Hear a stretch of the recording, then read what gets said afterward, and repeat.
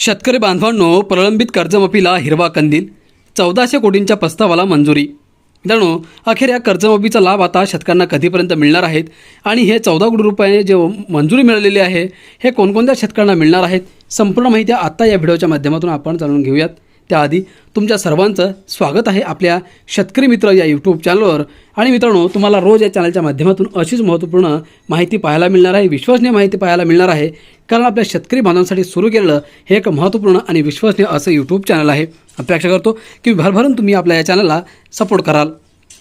मित्रांनो, 2017 आणि 2019च्या कर्जमाफी योजनांमध्ये पात्र असूनही ज्या शेतकऱ्यांना कर्जमाफी मिळाली नाही त्यांनाही कर्जमाफी देण्याचा निर्णय मंत्रिमंडळ बैठकीत मंगळवारी झाला. मित्रांनो, बैठकीत काही ज्येष्ठ मंत्र्यांनी 2017मधील छत्रपती शिवाजी महाराज कर्जमुक्ती योजनेतील पात्र शेतकऱ्यांना अद्याप कर्जमाफी मिळाली नसल्याचा मुद्दा उपस्थित केला. यावर सरकार 1400 कोटी रुपयांपर्यंत आर्थिक भार पेलू शकते, त्यामुळे ही कर्जमाफी देण्याचा निर्णय घेण्यात आला. मात्र आवश्यक असलेली रक्कम आणि प्रत्यक्षात मंत्रिमंडळ बैठकीत चर्चा करून मंजुरी दिलेली रक्कम यामध्ये तफावत असल्याने सहकार विभागातही संभ्रमाचे वातावरण आहे.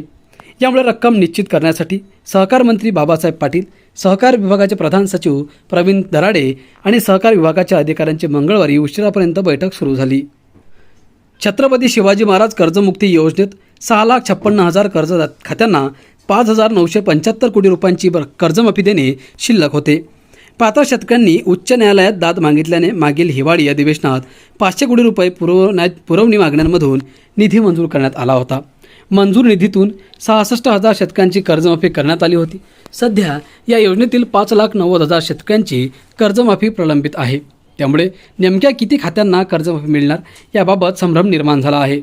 या योजनेत पात्र असलेले शेतकरी कर्जमाफीच्या प्रतीक्षेत असतानाच 2019मध्ये महात्मा ज्योतिराव फुले कर्जमुक्ती योजना जाहीर करण्यात आली होती. परिणामी आधीच्या योजनेत पात्र ठरल्यामुळे या शेतकऱ्यांना कर्जमाफी मिळाली नाही. गेल्या 9 वर्षापासून हे शेतकरी प्रतीक्षेत होते.